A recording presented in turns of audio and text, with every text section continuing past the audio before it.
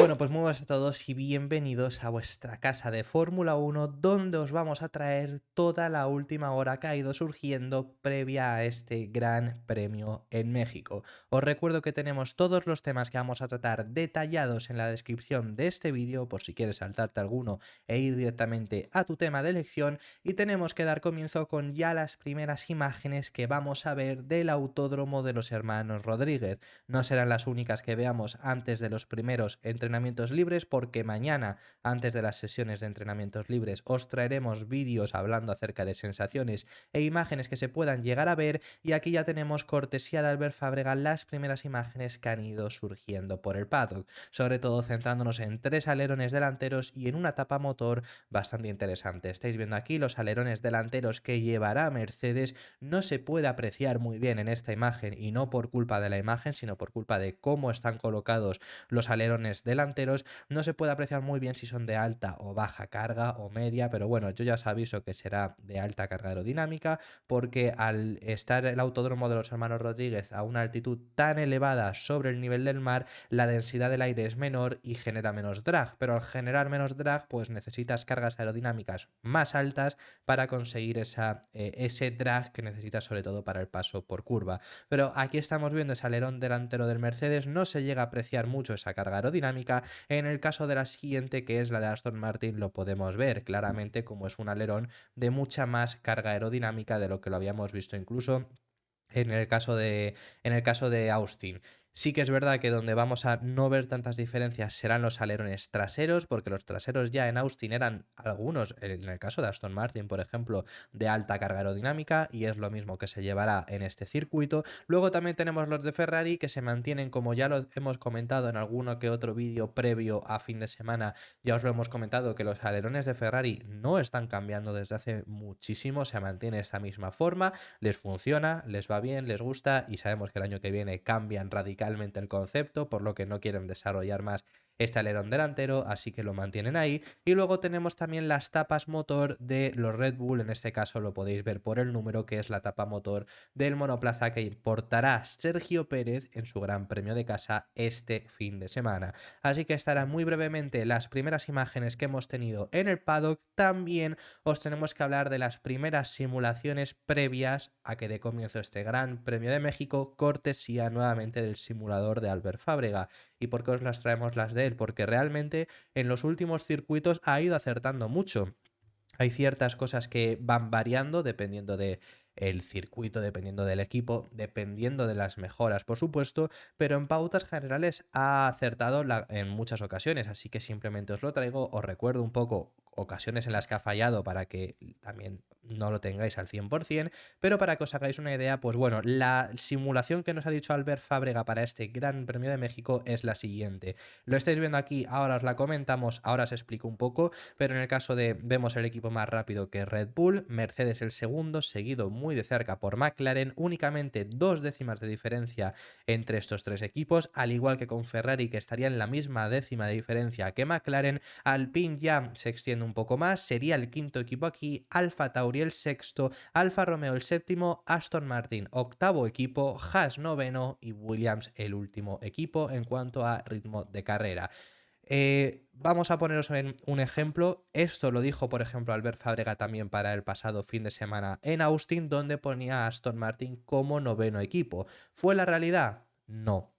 ¿Por qué? Pues porque ya es lo que os hemos comentado. Esto es quizá previo al fin de semana, con los datos que había, pues lo que supone es que va a funcionar ahí, pero ya lo vimos, el viernes acertó, pero el viernes fue por problemas que tuvo Aston Martin. Luego el ritmo de carrera ya vimos el prometedor que fue, que además, claro, viendo ese ritmo de carrera es extraño pensar que en México va a ser ese mismo ritmo, ¿no?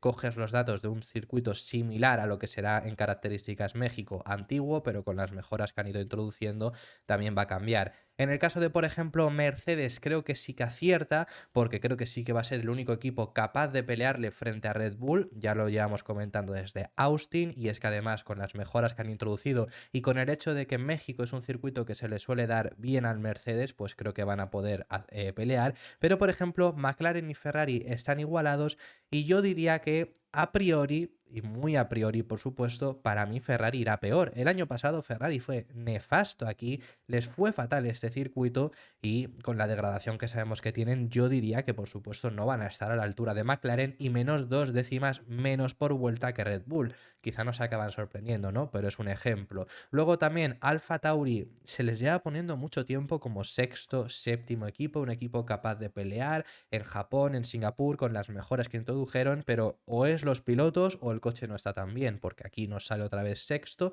pero luego sabemos que no llegan a ese nivel. Tsunoda logró acabar en octava posición, pero bueno, esto es el simulador de Albert Fábrega, esto es lo que nos dice, estos son los ritmos. Mañana en los entrenamientos libres saldremos algo de dudas viendo ya un poco esos ritmos de carrera. Así que vamos a pasar de tema ya y os tenemos que hablar acerca del equipo Aston Martin sobre unas noticias bastante interesantes. Las primeras de ellas, Eric Blanding, jefe de aerodinámica del equipo Aston Martin, ha explicado por qué erraron en el desarrollo, por qué fallaron en el desarrollo de la MR23, que sabemos que dieron un paso atrás enorme, y por qué consideran que ahora han conseguido completar esa dirección, ya acertar e construirse su camino para 2024. Sobre todo, lo que dice Eric Blanding es que el simulador les dio unos datos erróneos, empezaron a ir hacia una dirección que en el simulador decía que debían de hacerlo bien, pero luego finalmente no fue así como se trasladó a la pista, y luego ahora, después de los datos recogidos en el Gran Premio de Austin, que no lo es todo y que hay que recoger más datos en México, pero lo que tienen de Estados Unidos es realmente positivo, es la primera vez que realmente salen de un fin de semana donde han introducido mejoras con unas caras con muchas sonrisas sin tener que ver por el hecho de un buen resultado, porque claro, Canadá y Zandvoort se introdujeron esas mejoras, pero llevaron sonrisas porque Alonso quedó segundo, no porque realmente los datos fuesen positivos, así que creen que han dado de lleno con la dirección actual que deben de tomar. Eso es lo que nos dice Eric Blanding. Sus palabras textuales han sido: nuestras herramientas de simulación nos llevaron en una dirección determinada en el aspecto aerodinámico y seguimos un camino equivocado. Creo que ahora hemos corregido el problema con un nuevo paquete. Esto ha habido gente echándole la culpa a la simulación, porque sabemos que Aston Martin por ahora usa el simulador, usa el túnel de viento de Mercedes y no tiene nada que ver. O sea, eso no es culpa de Mercedes, por supuesto, no digáis eso, pero Aston Martin se equivocó. Es que del simulador te puedes fiar, por supuesto, porque es de lo que te tienes que fiar, pero no lo es todo. Hay veces que los simuladores fallan o te dan unos datos que luego puestos en pista, puestos en la realidad, no lo son todo. Y esto, por ejemplo, yo siempre pongo este ejemplo de Mercedes en 2022, sus simulaciones les decían que el concepto sin pontones iban a volar. Y sabemos que no voló hasta el punto de que han tenido que rectificar Mercedes. Así que eso es la comparación, ¿no? Entonces, bueno, se equivocaron, es algo que te tienes que fiar del simulador, pero no fue lo correcto.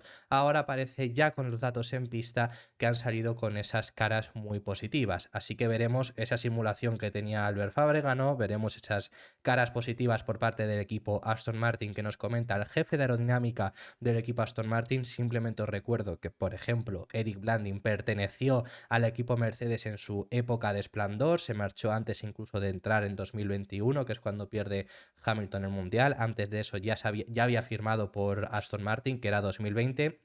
Para que os hagáis una idea. Lo último a comentar de estas palabras de Eric Blanding, pero seguimos hablando sobre Aston Martin, es que también ha dicho que lo que tienen ahora mismo con esta MR23 es que han vuelto a ser más estables. Esto, lo primero, es muy positivo para Lance Stroll. Stroll se ha quejado muchísimo de la inestabilidad que habían conseguido con el AMR23 con el paso de las carreras, algo con lo cual no se conseguía adaptar, y esto se lo habíamos visto incluso a Fernando Alonso.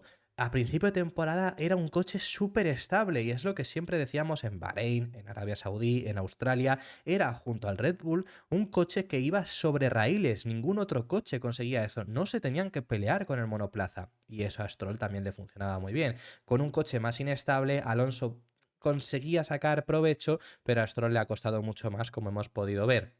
Y un ejemplo de esto, yo llevo diciendo el hecho de la inestabilidad del Aston Martin desde Silverstone. Sabemos que introdujeron mejoras. El primer paquete que cambió radicalmente el monoplaza en Canadá, en Austria no hubo un rendimiento tan malo, pero ahí yo no me di cuenta de esa inestabilidad, pero yo en Silverstone me quedó muy claro y es que están los resúmenes para que lo vayáis a ver, los resúmenes de los libres los veis y os lo digo ahí de me extraña mucho esta inestabilidad que está teniendo el Aston Martin. En Hungría fue muy palpable, así que veremos ahora con este nuevo coche si lo sigue siendo. Os digo, tenemos que seguir hablando sobre el equipo Aston Martin y es que Lance Stroll ha hablado acerca de las actualizaciones que llevó Aston Martin a Estados Unidos. Es el mejor de los pilotos que puede hablar sobre ellas porque Alonso las probó en los libres 1 pero no las llegaron a configurar del todo bien y así corrió con ellas también tanto en las dos clasificaciones como en la carrera al sprint, pero es que la carrera del domingo no corrió con esas mejoras, por lo que no tiene mucho de lo que hablar. Quien sí lo tiene que hacer es Lance Stroll, que las ha probado durante toda esa carrera, durante más de 50 vueltas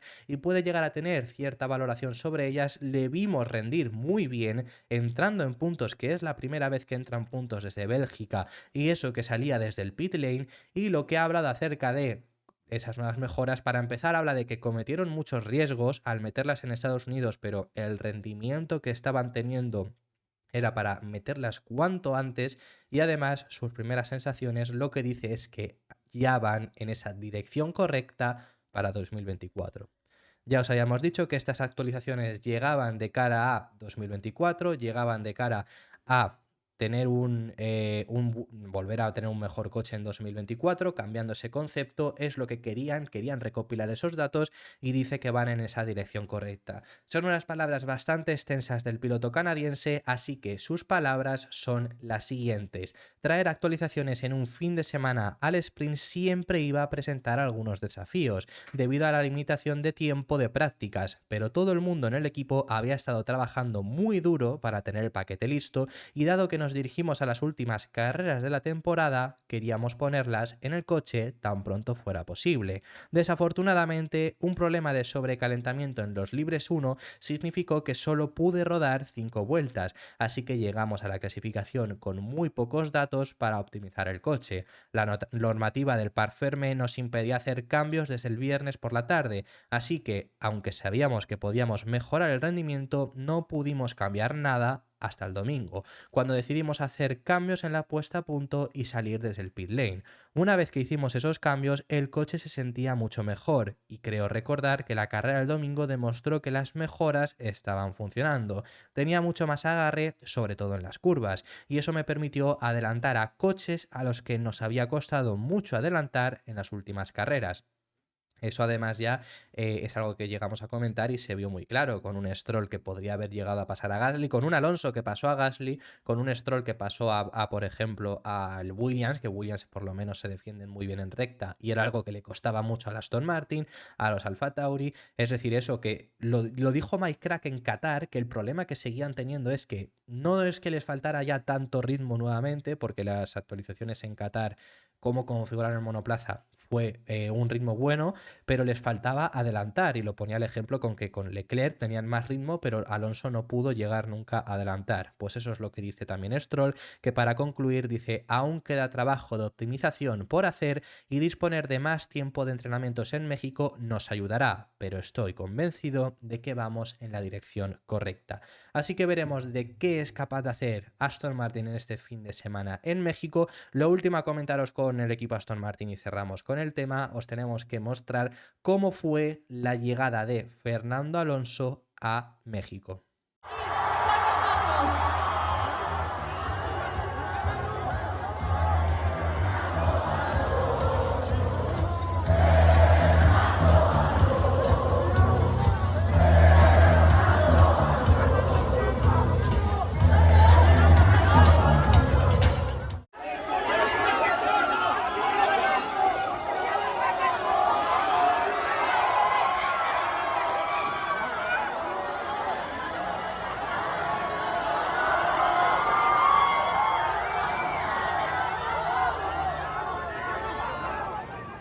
El siguiente tema de los que tenemos que hablar, la verdad que no me lo esperaba cuando ha surgido la noticia y sinceramente me parece muy mal que se haya que llegar a estos extremos. Pero bueno, ¿cuál es la noticia? Max Verstappen va a llevar seguridad extra a México. Sabemos lo que se está formando entre alguna parte de la afición mexicana, no toda, y me parece además muy mal que se esté echando la culpa a todos los mexicanos, porque no son todos, pero hay cierta parte de la afición mexicana que echa la culpa de los bajos rendimientos de Checo a Verstappen, por lo que han llegado en redes sociales a llegar incluso a amenazar al piloto neerlandés, y aunque él se negó, aunque él le dijo a Red Bull que no quería esa seguridad extra porque no cree que sea necesaria, Red Bull, por seguridad, va a llevar seguridad extra, va a llegar seguratas junto a Max Verstappen durante todo este fin de semana en México. Venimos de un fin de semana en Austin donde ya se le llegó a buchear, así que veremos en este circuito de los autódromos de los hermanos Rodríguez. Sinceramente, no entiendo que se tenga que llegar a este extremo. Es lo que os digo, que no es toda la afición mexicana. Por supuesto que no. Me parece muy mal la gente que está generalizando y diciendo que es toda la afición mexicana que se comporta de esta forma. Pero lo de esta temporada ha sido. No tiene sentido.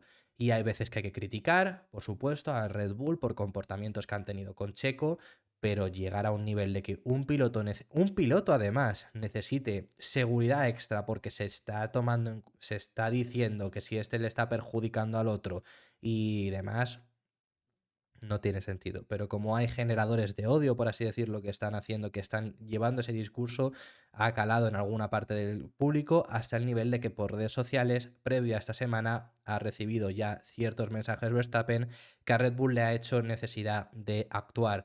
Yo ya hace varias semanas, antes de Estados Unidos, antes de Qatar, yo creo que lo dije, yo ya dije que verás cuando llegase Helmut Marko a México y que por favor, si alguno de los que me estáis viendo y vais a ir al autódromo de los hermanos Rodríguez, disfrutaráis de la carrera, no os pensaseis en Helmut Marko, pues no va a ser solo Marko, va a ser incluso parece cierto sector Verstappen, así que yo es el mismo mensaje que digo, que no... Esto son carreras, esto es un deporte, esto es competitividad, hay que tener competitividad, hay que tener rivalidad y yo ya los abucheos no los entiendo que se realizasen a Verstappen y este fin de semana tiene pinta de que por lo menos cierto sector de la grada va a ser nuevamente así. Pero bueno, esa es la noticia, yo sigo sin entenderla sinceramente, vamos a pasar de tema y vamos a terminar este vídeo hablando sobre el equipo McLaren porque no habrá más mejoras dentro del equipo McLaren. Sabemos el desarrollo continuo y extremo y brutal que ha tenido McLaren durante este año, pasando de ser de uno de los últimos equipos de la parrilla a ser de los mejores, y Andrea Stella ha confirmado que ya no hay más mejoras en el McLaren, ya no habrá más mejoras en este MCL 60 y ya todos los esfuerzos que están teniendo están pensados en 2024.